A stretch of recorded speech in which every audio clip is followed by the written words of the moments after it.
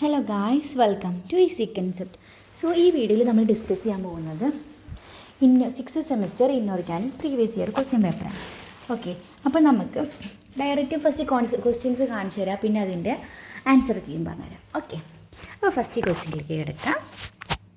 Okay, section എയിൽ വരുന്ന questions, പിന്നെ ഓവറോൾ സീലിംഗ് വരുന്നത് 24 ആണ്. Each question carry 3 mark. അപ്പോൾ നമ്മൾ അറ്റ്ലീസ്റ്റ് 8 ക്വസ്റ്റ്യൻസ് എങ്കിലും എഴുതാം. മാക്സിമം നമുക്ക് എത്ര എഴുതിയാലും കുഴപ്പമില്ല. അപ്പോൾ നിങ്ങൾ മാക്സിമം ഒരു 9 എഴുതി വെക്കുക. എന്നിട്ട് ലാസ്റ്റ് ടൈം ഉണ്ടെങ്കിൽ എഴുതാം.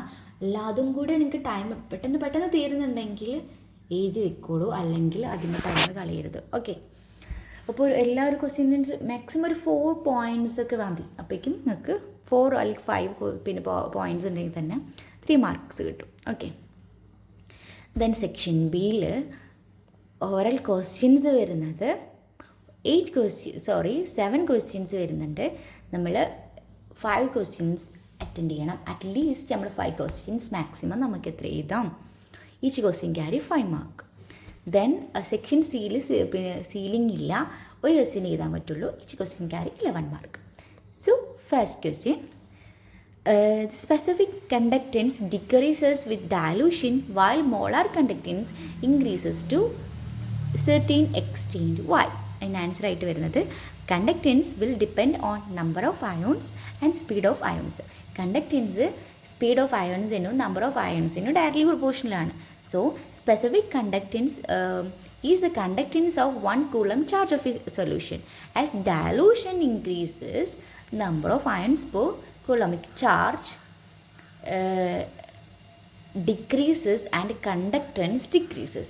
ഓക്കെ, അപ്പോൾ പിന്നെ കണ്ടക്റ്റൻസിൻ്റെ കേസിൽ, സ്പെസിഫിക് കണ്ടക്റ്റൻസിൻ്റെ കേസിൽ നമ്മൾ പറഞ്ഞു പിന്നെ ഡയറക്ട്ലി നമ്പർ ഓഫ് അയൺസിന് സ്പീഡ് ഓഫ് അയൺസിന് ഡയറക്ട്ലി പ്രൊപ്പോർഷനാണ്. അപ്പോൾ നമ്മൾ ഡയലൂഷൻ കൂട്ടുമ്പോൾ അതിൽ നമ്പർ ഓഫ് അയൺസ് കുറയേക്കാരം. സോ കണ്ടക്റ്റൻസും കുറയും. ഇനി മോളാർ കണ്ടക്റ്റൻസിൻ്റെ കേസിലാണെങ്കിൽ, മോളാർ കണ്ടക്റ്റൻസ് എന്ന് പറഞ്ഞാൽ എന്താ? Conductance of a solution contain 1 mol of a solute. When dilution increases, ions move away and get more freedom for movement and this conductivity increases. So molar കണ്ടക്റ്റൻസിൻ്റെ കേസിൽ നമ്മൾ വെൻ ഡയലൂഷൻ കൂട്ടിയാൽ അവിടെ പിന്നെ ഇലക്ട്രോൺസിനുള്ള movement ഒന്നും കൂടി ഫ്രീ ആവായിരിക്കും. നമ്മൾ current എന്ന് പറഞ്ഞാൽ എന്താ? കണ്ടക്റ്റൻസ് എന്ന് പറഞ്ഞാൽ എന്താ? മൂവ്മെൻറ്റ് ഓഫ് ഫ്രീ ഇലക്ട്രോൺസ് ആണ്. അപ്പം അവർക്ക് ഒന്നും കൂടി മൂവ്മെൻറ്റ് ഫ്രീഡം കിട്ടുകയാണ്. അപ്പോൾ അവിടെ എന്താ, സ്വാഭാവികമായിട്ടും കണ്ടക്ടിവിറ്റി കൂടുകയായിരിക്കും ചെയ്യുക. സോ ഇനി ഞാൻ ഇത്രയ്ക്കും എക്സ്പ്ലെയിൻ ചെയ്യുന്നില്ലേ, എനിക്ക് തോന്നുന്നു ഇതിനെ ഞാൻ 2-3 മിനിറ്റ് എടുക്കുന്നുണ്ട്. അപ്പോൾ ജസ്റ്റ് കീ പോയിൻറ്റ്സ് മാത്രം പറഞ്ഞെങ്ങാണ്ട് എനിക്ക് എക്സ്പ്ലെയിൻ ചെയ്ത് പോയത്. Okay, then second question, using suitable examples write the importance of a solubility product in qualitative analysis. അതിന് ഫസ്റ്റ് നമ്മൾ സോളിബിലിറ്റി പ്രോഡക്റ്റിനെയും ഒരു ഡെഫിനിഷൻ കൊടുക്കുക. പിന്നെ വരുന്നത് ആപ്ലിക്കേഷൻ വിത്ത് എക്സാമ്പിളായിട്ട് എക്സ്പ്ലെയിൻ ചെയ്യുക. Like second group sulphide is insoluble in acidic medium but fourth group in sulphides are soluble. Okay, അതും ജസ്റ്റ് ഒരു എക്സാമ്പിൾ വെച്ചിട്ട് എക്സ്പ്ലെയിൻ ചെയ്ത് കൊടുക്കുക. Need for addition of ammonium chlorine third group precipitation. ഇതൊക്കെ ഓരോ point ആയിട്ട് കൊടുത്താൽ മതി കേട്ടോ, കാരണം സെക്ഷൻ എയിൽ വരുന്നതാണ്. Then third question, write the advantages of conductometric titration over titration using indicators. Okay, അതിൽ നമ്മൾ ടൈട്രേഷൻ പിന്നെ രണ്ട് അഡ്വാൻറ്റേജസ് എഴുതിയാൽ മതിയാവും. Titration with very weak solution is possible. Weak acids and weak bases titration is possible and no dependence on pH change in accuracy due to determination of colour change at the end point can be reduced. Okay, then fourth question, what happens when nitrogen gas is bubbled through the ammonia solution? Nitrogen gas പിന്നെ bubble ചെയ്താൽ ആ വാട്ടറിൽ conduct ചെയ്തിരുന്ന content ആ വാട്ടറിലുള്ള അമ്മോണിയാസ് പിന്നെ remove ചെയ്യും. Okay, ഇതാണ് പറയുന്നത്. Solubility of a gas is proportional to partial pressure. അപ്പോൾ നമ്മൾ when nitrogen is bubbled through the solution in water, the nitrogen is removed. Ammonia is removed. Okay, then the solubility reduces and finally completely removed.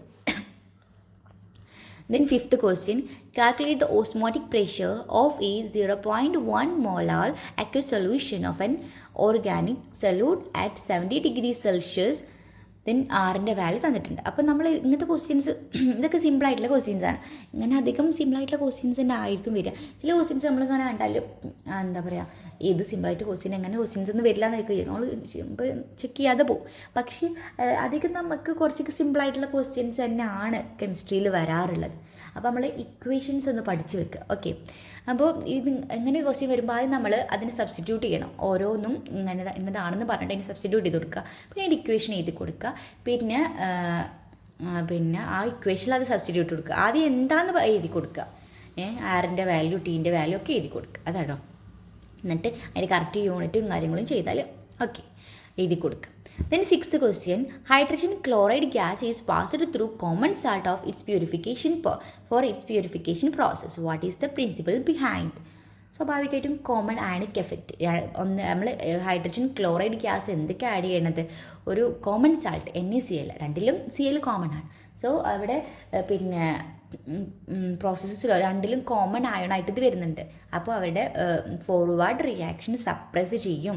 അപ്പോൾ അവിടെ എന്താകും, NaClൻ്റെ purification process അടഞ്ഞിട്ട് അവിടെ NaCl അടിഞ്ഞു കൂടും. പിന്നെ ഇതാവും എന്നാണ് ചെയ്യുന്നത്. അപ്പം explanation, on passing hydrogen chloride gas, the concentration of chloride ion in water increases. Thus, solubility of NaCl decreases and salt taking out. Okay. Then seventh question, what do you understand by space lattice and unit cell? രണ്ടിൻ്റെയും explanation കൊടുക്കുക, ഒരു എക്സാമ്പിളും കൊടുക്കുക. Okay. Then eighth question, calculate the Miller indices of crystal plane which passes through the crystal axis at 2a, 3b and c. So ഇതിൽ നമ്മൾ intercept ഒരു question സിമ്പിളാണ്. ആദ്യം ഇതിൻ്റെ ഇൻ്റർസെപ്റ്റ് ഇപ്പോൾ ഇവിടെ 2a 3b c എന്നല്ല, ഇൻ്റർസെപ്റ്റ് ആയിട്ട് വരിക എന്താ 2 3 1 വരിക. അപ്പോൾ ഇതിൻ്റെ റെസിപ്രോക്കൽസ് എടുക്കുക. അപ്പോൾ 1/2 1/3 1/1 ഇതാണ് ഇതിൻ്റെ റെസിപ്രോക്കൽസ് എടുക്കുക. അപ്പോൾ റെസിപ്രോക്കൽസ് എടുക്കുമ്പോൾ എല്ലാത്തിൻ്റെ ഡിനോമിനേറ്റർ ഡിഫറെൻ്റ് ആണ് അല്ലേ. ഒന്നിൻ്റെ 2 ആണ്, മറ്റേതിൻ്റെ 3 ആണ്, ഒന്ന് 1 ആണ്. അപ്പോൾ ഈ മൂന്നെണ്ണിന് പിന്നെ LCM എടുക്കുക. LCM എടുക്കാൻ നിങ്ങൾക്ക് ജസ്റ്റ് ഇത് ചെയ്താൽ മതി, ഡിനോമിനേറ്റർ ഒന്ന് ഇൻറ്റ് ചെയ്ത് കൊടുക്കുക. മൂന്ന് ഡിനോമിനേറ്ററും ഇൻറ്റ് ചെയ്യുമ്പോൾ നമുക്ക് എന്താ കിട്ടാതെ ആയിരിക്കും അതിൻ്റെ LCM. ഇപ്പോൾ 1/2 1/3 1/1 ആണ്. അപ്പോൾ 2 × 3 × 1 6 ആണ് നമുക്ക് LCM ആയിട്ട് കിട്ടുന്നത്. അപ്പോൾ 6 ഈ മൂന്ന് ഫ്രാക്ഷൻ്റെയും ഡിനോമിനേറ്റർ നമ്മൾ 6 ആക്കി കൊടുക്കണം. 6 ആക്കി കൊടുക്കണം. ഈ 1/2നെ 6 ആക്കണമെങ്കിൽ നമ്മൾ എന്തിനായിട്ടാണ് ഡിനോമിനേറ്റർ ഇൻറ്റു ചെയ്യേണ്ടത്? പിന്നെ 2 ആണ് ഡിനോമിനേറ്ററിൽ കിടക്കുന്നത്. അപ്പോൾ അതിന് 3 ആയിട്ട് ഇൻറ്റു ചെയ്താൽ നമുക്ക് പിന്നെ 6 കിട്ടുള്ളൂ. അപ്പോൾ നമ്മൾ എന്താണോ ഇൻറ്റു ചെയ്യണം അതിന് ന്യൂമറേറ്ററിലും കൊടുക്കണം, എന്നാലേ അവിടെ ഡിഫറൻസ് വരാതിരിക്കുള്ളൂ. അപ്പോൾ നമ്മൾ 3/3, അപ്പോൾ 1/2 × 3/3 കൊടുക്കും. ഓക്കെ, 1/2 നമുക്ക് ഓൾറെഡി ഉണ്ട്, അപ്പോൾ നമ്മൾ ഇൻറ്റു 3/3 കൊടുക്കും. ഓക്കെ, അപ്പോൾ എന്താ നമുക്ക് ഡിനോമിനേറ്റർ പിന്നെ എന്ത് കിട്ടും, പിന്നെ 3/6 എന്ന് കിട്ടും, ഇക്വൽ ടു 3/6 എന്ന് കിട്ടും. മറ്റ് ഫ്രാക്ഷൻ വരുന്നത് 1/3 ആണ്. 1/3 × 2/2 ആ വരിക. 2/2 വരുമ്പോൾ 2/6 കിട്ടും. ദെൻ 1/1 വരുന്നുണ്ട് അല്ലേ. 1/1 ആകുമ്പോൾ 6/6, അപ്പോൾ 6/6 ചെയ്യുമ്പോൾ നമുക്ക് 6/6 തന്നെ കിട്ടും. അപ്പോൾ നമ്മൾ ഫ്രാക്ഷൻസ് ഏതൊക്കെ വരുന്നത്, 3/6 വരുന്നുണ്ട്, 2/6 വരുന്നുണ്ട് അല്ലേ. അപ്പോൾ ഇതിൻ്റെയൊക്കെ പിന്നെ ന്യൂമറേറ്റർ ആയിട്ട് വരുന്നത് പിന്നെ എന്താണ്, 3:2:6 അതല്ലേ ഇതിൽ വന്നിരിക്കുന്നത്. യെസ്, നോക്കൂ. Okay, then next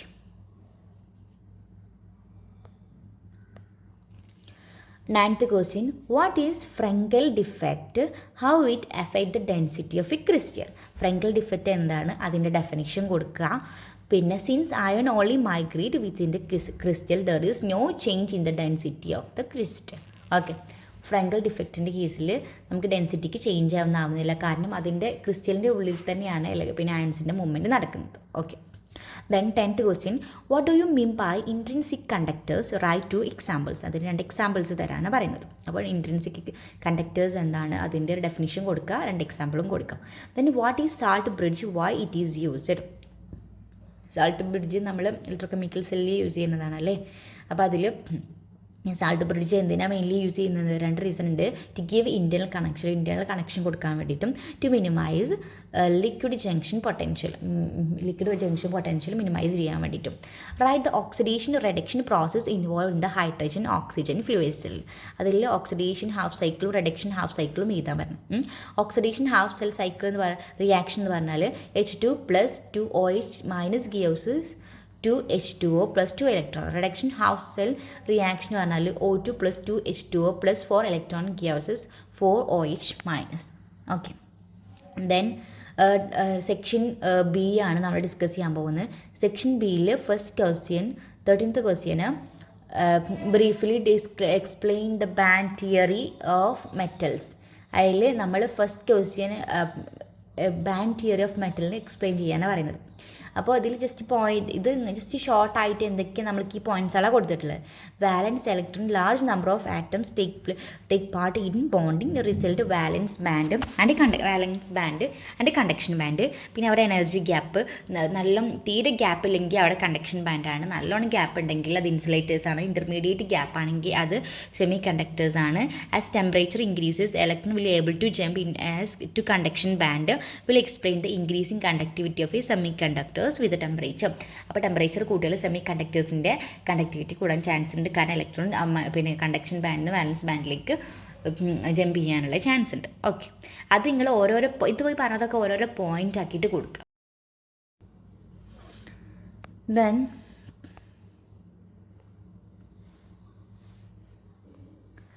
Then 15th question, how will you determine the molar mass of non-ionic solid by elevation in boiling point method? elevation in boiling point method എന്താണെന്നുള്ളൊരു എക്സ്പ്ലനേഷൻ കൊടുക്കുക. പിന്നെ അതിൻ്റെ ഒരു ഇക്വേഷൻ കൊടുക്കുക. പിന്നെ with equation for elevation in boiling point with molecular mass of a solute in equation. അങ്ങനെ equation കൊടുക്കുമ്പോൾ ഒരു മാർക്ക്. പിന്നെ അതിൻ്റെ ഡിറ്റർമിനേഷൻ എങ്ങനെയാണെന്നുള്ളത് എക്സ്പ്ലെയിൻ ചെയ്യുക. അതിനാണ് 3 മാർക്ക് വരുന്നത്. Okay. Then 16th question, how will you determine viscosity of a liquid using Oswald viscometer? അപ്പോൾ ഓസ്വാൾഡ് വിസ്കോമീറ്റർ എന്താണെന്നും ആ മെത്തേഡ് എന്താണ് എക്സ്പ്ലെയിൻ ചെയ്ത് കൊടുക്കുക. അതിൻ്റെ പ്രൊസീജിയറും പറയാം. ഓക്കെ, അതിൻ്റെ ഇക്വേഷൻ എഴുതി കൊടുക്കുക. അത്ര വരുന്നുള്ളിൽ.